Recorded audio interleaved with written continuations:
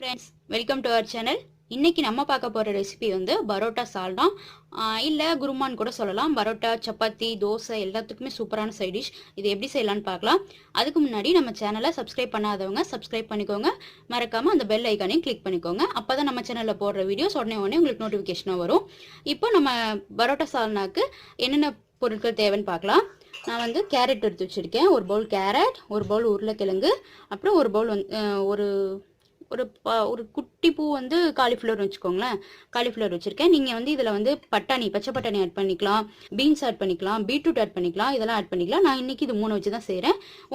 நீங்கள் வந்து உங்கள்கிட்ட அதெல்லாம் இருந்துச்சுன்னா நீங்கள் அதையும் ஆட் பண்ணி செஞ்சுக்கலாம், சூப்பராக இருக்கும். அப்புறம் வெங்காயம், சும்மா 2 பச்சை மிளகாய், இதில் காரப்பொடி ஆட் பண்ண போகிறேன். சும்மா 2 பச்சை மிளகாய் மட்டும் அந்த ஃப்ளேவருக்காக கீறி வச்சுருக்கேன்.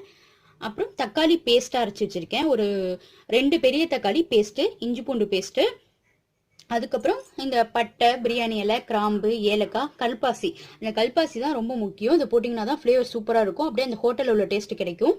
அதுக்கப்புறம் வந்து ஸ்பைசஸ்க்கு வந்து மிளகாய் தூள் எடுத்து வச்சுருக்கேன், கரம் மசாலா, மஞ்சத்தூள், அவ்வளோதான் ஸ்பைசஸ். அப்புறம் தேங்காயை வந்து அரைக்க போகிறோம். தேங்காய் கூட என்னென்ன போட்டு அரைக்கணும்னா முந்திரி, கசகசா, சோம்பு, அதான் பெருஞ்சீரகம் 1 டீஸ்பூன் அளவுக்கு, கசகசா 1 டீஸ்பூன் அளவுக்கு, ஒரு 4-5 முந்திரி, அவ்வளோதான். முந்திரி போட்டுக்கலாம், இல்லை பாதாம் கூட போட்டுக்கலாம், உங்கள் விருப்பம் எது பிடிக்குமோ அதை ஆட் பண்ணிக்கோங்க. அப்புறம் தேவையான அளவு எண்ணெய், தேவையான அளவு உப்பு. இதை வச்சு எப்படி செய்யலான்னு பார்க்கலாம் வாங்க ஃப்ரெண்ட்ஸ், வீடியோக்குள்ளே போகலாம். பேன் ஹீட் ஆயிடுச்சு. நான் இதில் வந்து ஒரு 4 டேபிள் ஸ்பூன் அளவுக்கு எண்ணெய் சேர்த்துக்கிறேன்.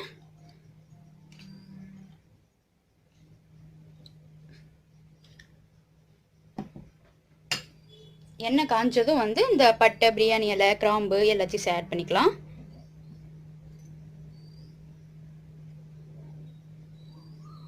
இப்போ நான் அதெல்லாம் ஆட் பண்ணிக்கிறேன். எண்ணெய் காஞ்சிருச்சு.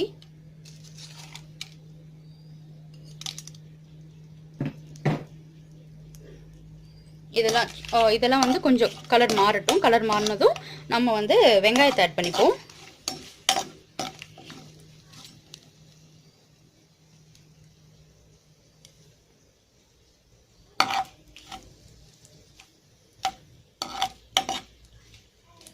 நான் இன்னைக்கு காமிச்சது வந்து ஒரு 6 பேர் சாப்பிட்லாம், அந்த மாதிரி தான் காமிச்சிருக்கேன். அந்த அளவு தான் நான் சொல்கிறேன், நீங்கள் பார்த்துக்கோங்க. ஓகே, இப்போ நம்ம வந்து வெங்காயம் ஆட் பண்ணிடலாம்.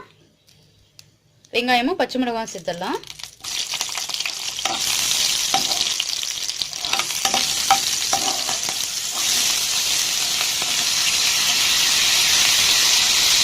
இதுக்கு வெங்காயம் கொஞ்சம் அதிகமாகவே ஆட் பண்ணுங்க. அப்போதான் வந்து நல்லா திக்காக சூப்பராக டேஸ்ட் இருக்கும்.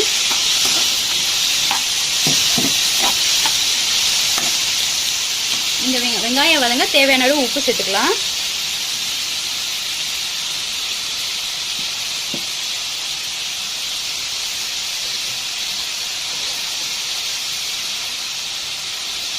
இந்த வெங்காயம் வந்து ஒரு 3 நிமிஷம் வதங்கட்டும்.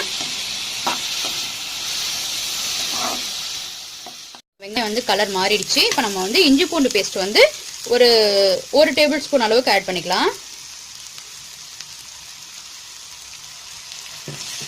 இந்த இஞ்சி பூண்டு வந்து ஒரு 1 நிமிஷம் சிம்மிலேயே வச்சு வதக்குங்க. அப்போதான் அந்த பச்சை வாடை போகும். இது வதங்கினதும் நம்ம தக்காளி பேஸ்ட் ஆட் பண்ணிடலாம். இந்த சால்னால மெயினாகவே வந்து நம்ம வதக்கிறது தான் இருக்குது. வதக்கிறதுக்கு அதுக்கு டைம் கொடுக்கணும்.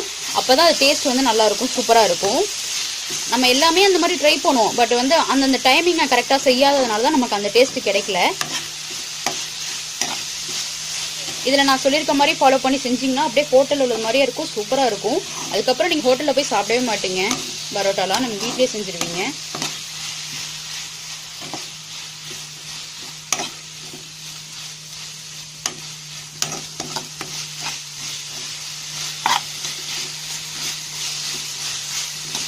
இப்போ இஞ்சி பூண்டு பேஸ்டோட பச்சை வாடை போயிடுச்சு. நான் தக்காளி ஆட் பண்ணிக்கிறேன்.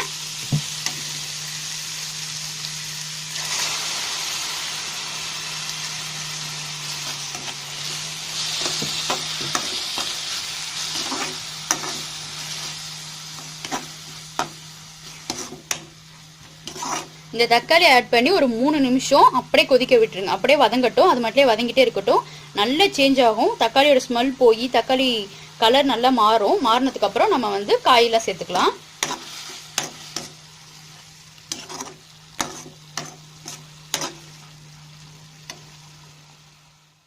இப்போ பாருங்க நான் தக்காளி ஒரு 3 நிமிஷம் வதங்க விட்டுட்டேன். இவ்வளவு சூப்பரா கலர் மாறிடுச்சுல. இப்போ நம்ம வந்து காயெல்லாம் ஆட் பண்ணிக்கலாம்.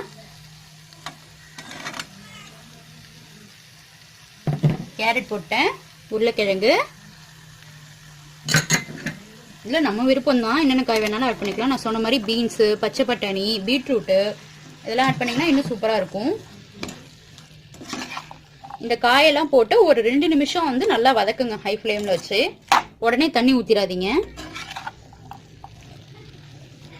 அப்போ தான் வந்து காய் வந்து ரொம்ப குழஞ்சி போகாமல் கரெக்டான ஸ்டேஜில் இருக்கும். அதனால தான் சொல்கிறேன். ஒரு 2 நிமிஷம் நல்லா வதக்கலாம்.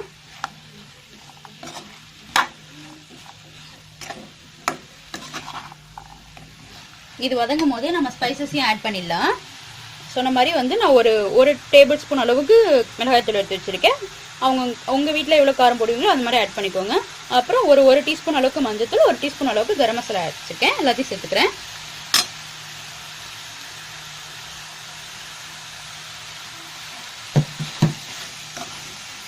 நான் முன்னாடி உப்பு கொஞ்சம் தான் ஆட் பண்ணேன். ஸோ இன்னும் கொஞ்சம் நான் உப்பு ஆட் பண்ணிக்கிறேன். அப்போ தான் இந்த காயெல்லாம் சீக்கிரமாக வதங்கும்.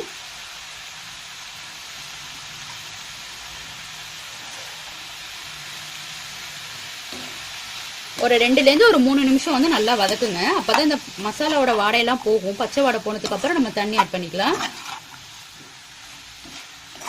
ரொம்ப ஈஸி. எல்லாமே ரெடியாக இருந்துச்சுன்னா ஒரு 15 to 20 மினிட்ஸ்க்குள்ளே வந்து இந்த கிரேவி ரெடி ஆகிடும். இது எல்லாத்துக்கூடையும் சாப்பிட்டாகும். தோசை, சப்பாத்தி, பரோட்டா சூப்பராக இருக்கும். எல்லாத்துலேயுமே ஆப்பத்துக்கு கூட நல்லாயிருக்கும். இதில் நிறைய வெஜிடபிள்ஸ் இருக்கிறதுனால குழந்தைங்களுக்கு கொடுத்தீங்கன்னா ஒரு ஹெல்த்தியான டிஷ்ஷாகவும் இருக்கும். வெயிட் லாஸ் பண்ணணும்னு நினைக்கிறவங்களாம் கூட சப்பாத்திக்கு இதை வச்சு சாப்பிட்டிங்கன்னா நல்லாயிருக்கும். நம்ம டேஸ்ட்டாகவும் சாப்பிட்ட மாதிரி இருக்கும், வெயிட் லாஸ்க்காக சாப்பிட்ட மாதிரி இருக்கும்.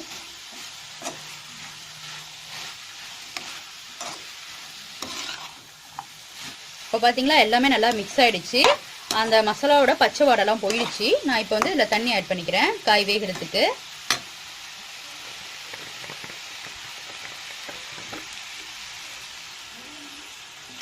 இந்த காயெல்லாம் முழுகிற அளவுக்கு ஆட் பண்ணால் போதும்.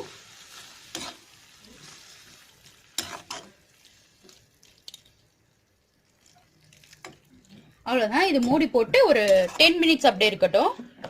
10 மினிட்ஸ் ஒரு மீடியம் ஃப்ளேமில் வச்சிட்டிங்கன்னா நல்லா வெந்துடும்.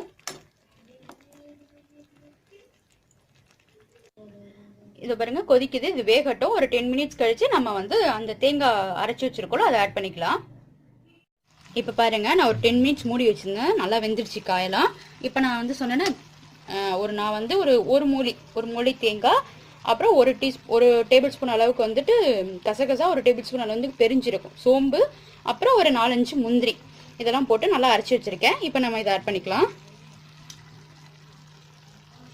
இதை ஆட் பண்ணி இதுக்கு தேவையான அளவு தண்ணி ஊற்றிக்கலாம்.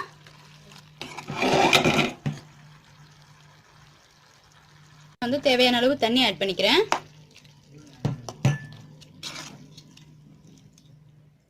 உங்கள் வீட்டில் ரொம்ப திக்காக வேணுமா இல்லை தண்ணியாக வேணுமோ அந்த மாதிரி கன்சிஸ்டன்சி பார்த்து ஆட் பண்ணிக்கோங்க. இது சால்னாங்கிறதுனால தண்ணியாக இருந்தால் தான் நல்லாயிருக்கும். தேங்காய் ஆட் பண்ணி ரொம்ப கொதிக்க விடக்கூடாது. ஒரு 3 to 5 மினிட்ஸ் இருந்தால் போதும். ஹோட்டலெல்லாம் வந்துட்டு நிறைய வெஜிடபிள்ஸ்லாம் இருக்காது அந்த சால்னால. பட் நம்ம வந்து நிறைய வெஜிடபிள்ஸ் ஆட் பண்ணி செஞ்சுருக்கோம். ஏன்னா ஹெல்த்தியாக இருக்கணும் அப்படிங்கிறதுனால.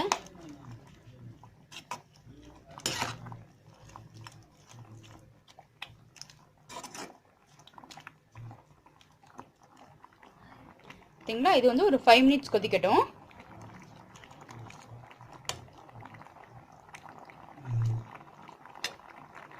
ரொம்ப கொதிக்க விட்டிங்கன்னா அந்த தேங்காய்லாம் திரிஞ்சு போயிடும். அதனால் நல்லா இருக்காது டேஸ்ட்டு.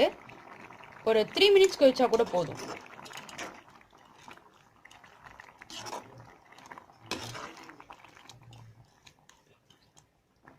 நம்ம இதில் வந்து மல்லித்தழை மட்டும் கார்னிஷிங்க்கு ஆட் பண்ணிக்கலாம்.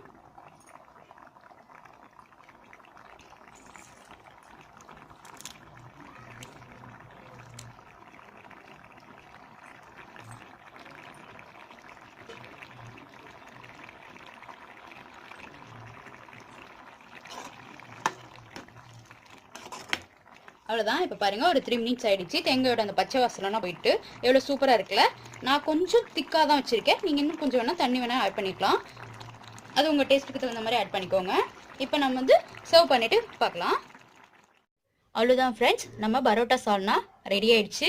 இதை செஞ்சு பார்த்துட்டு உங்களுக்கு பிடிச்சிருந்தா என் சேனலை லைக் பண்ணுங்கள், கமெண்ட் பண்ணுங்கள் அண்ட் ஷேர் பண்ணுங்கள். Thank you friends.